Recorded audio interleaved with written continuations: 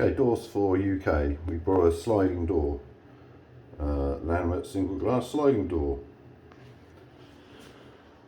and there it is. Okay, what's the problem?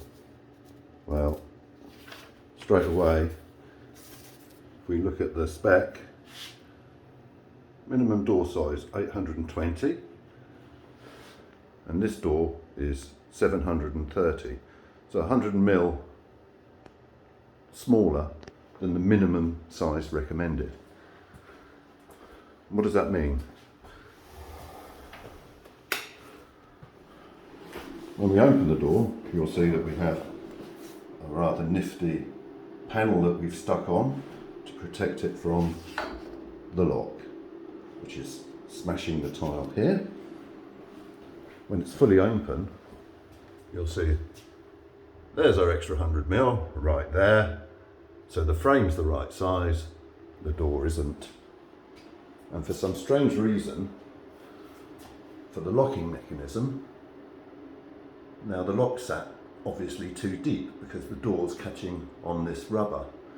Rather than pack out the actual mechanism, the skillful fitters bent the latch.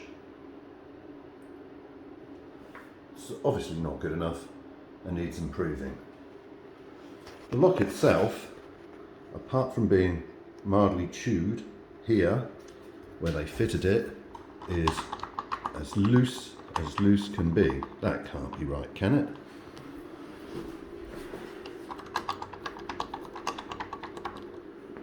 Obviously, a few more openings and closings, we're going to have a broken wall tile here, and I don't know, this bent, falling off.